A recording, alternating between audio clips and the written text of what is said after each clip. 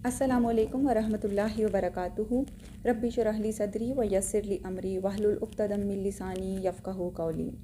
आज हम बात करेंगे सब्र पे कि सब्र क्या होता है, उसका क्या मतलब है और उसके करने का हमें अजर क्या मिलेगा। तो पहली तो बात ये कि अच्छे हाल का आना बेचैनी के साथ है और दुनिया में तकलीफ़ और राहत साथ साथ है। This world this life is not bed of Roses. इस बात को तो जहन में हमें बिठा लेना चाहिए कि दुनिया में और ज़िंदगी में इम्तहानात, आजमाइशें, ये सब कुछ आएंगे।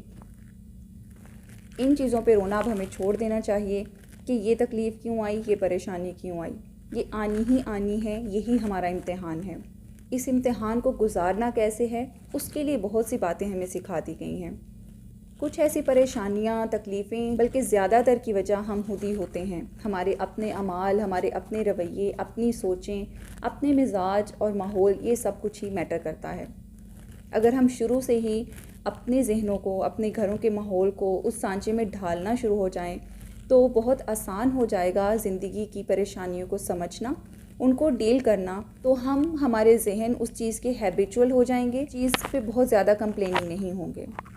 और दूसरा कि जो भी तकलीफ़ें हमें पहुंचती हैं, वो जिस भी वजह से हों, हमारे पास उस चीज़ को एक्सेप्ट करने के अलावा, सब्र करने के अलावा वैसे भी ऑप्शन ही होता। आप थोड़ी देर वावेला कर लेंगे, कोई चीज़ पे बार बार रो लेंगे, कंप्लेन कर लेंगे, उससे वो चीज़ और वक्त आसान नहीं होगा। लेकिन उस वक्त को उस तरह रो के, कंप्लेन करके गुजारने के बाद भी जब सब्र ही करना है, वो सब्र करना नहीं होगा, वो सब्र आना होगा कि उस वक्त को तो आपने वैसे ही गुजार दिया, तो उसके बाद तो फिर कुछ टाइम बाद इंसान वैसे ही हील हो जाता है। सब्र आपको उस चीज़ पे आ ही जाता है।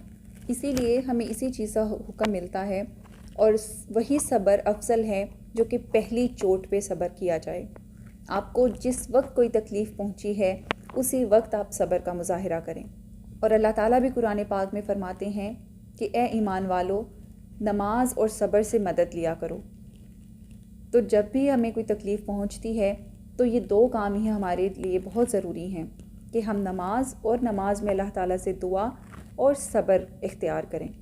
बेशक अल्लाह ताला ही वो मुश्किल आसान करने वाले होते हैं। और मिशकात शरीफ में हदीस है 4959, नबी करीम सल्लल्लाहु अलैहि वसल्लम ने फ़रमाया, वो मुसलमान जो दूसरों के साथ मिलजुल कर रहे और उनसे पहुंचने वाली तकलीफ़ों पर सब्र करे, वो उस मुसलमान से बेहतर है जो ना मिलजुल कर रहे और ना दूसरों की तकलीफ़ों पर सब्र करे।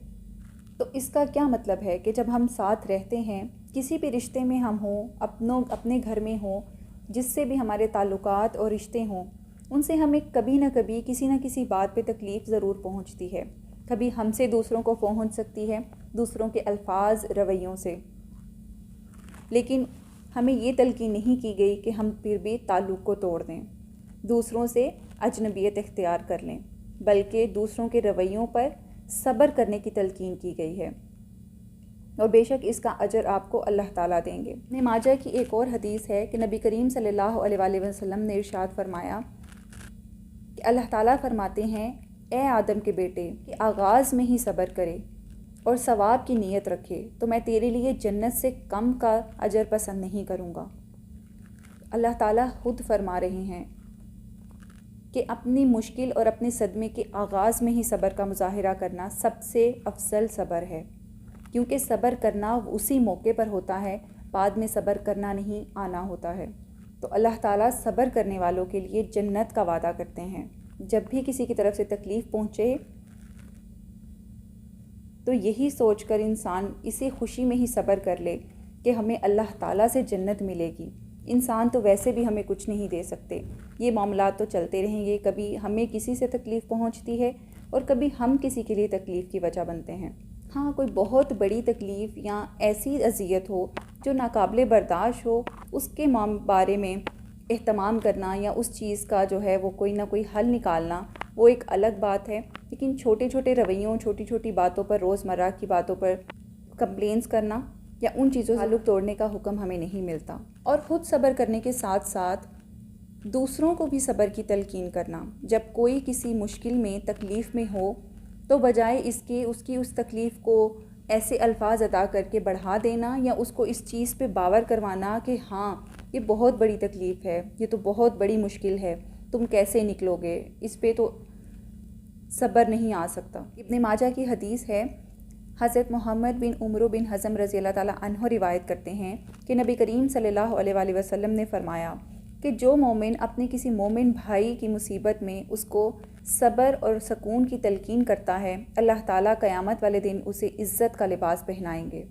تو لہٰذا صبر صرف خود نہیں کرنا چاہیے، دوسرے کو بھی مصیبت اور تکلیف کے وقت میں صبر کی تلقین کرنی چاہیے، اس کی حوصلہ افزائی کرنی چاہیے، ان کو سکون دلانا چاہیے کہ اللہ تعالیٰ کے پاس ان کے لیے بہت بڑا اجر ہے۔ اور پھر بارہا ہمیں اس بات کا بھی یقین دلایا جاتا ہے کہ صبر کے بعد، مشکل کے بعد آسانی ہے، اس لیے اپنے مشکل وقت میں صبر اختیار کرو۔ مسند احمد کی حدیث ہے 2805، نبی کریم صلی اللہ علیہ وآلہ وسلم نے ارشاد فرمایا کہ یاد رکھو اللہ تعالیٰ کی مدد و نصرت صبر کے ساتھ ہی ہے، اور ہر مشکل اور ہر مصیبت کے بعد کشادگی ہے، اور بلا شبہ ہر تنگی کے بعد آسانی ہے۔ اس لیے جب بھی کوئی مشکل وقت آئے، جب بھی تکلیف ہو، تو اپنے دل کو یہ ضرور پہلے سمجھا لیا کریں کہ یہ مشکل وقت آنے والی آسانی کی طرف اشارہ ہے۔ تو کبھی بھی مشکل وقت لمبا نہیں ہوتا، حالانکہ ہمیں لگتا ہے، کیونکہ خوشی کا وقت بہت جلد گزرتا ہے اور تکلیف جو ہے وہ تھوڑے سے ٹائم کے لیے بھی بہت لمبی لگتی ہے، وہ وقت لمبا ہو جاتا ہے۔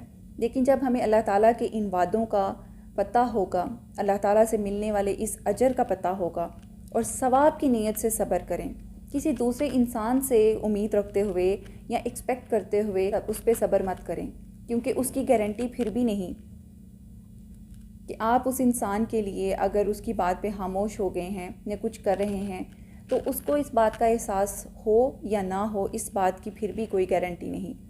لیکن اللہ تعالیٰ کی گارنٹی اور اللہ تعالیٰ کے وعدے سچے ہوتے ہیں، وہ اس کا اجر ہمیں ضرور دیتا ہے۔ اللہ تعالیٰ ہمیں بتانے اور سننے سے زیادہ عمل کرنے کی توفیق عطا فرمائے۔ جزاک اللہ خیر۔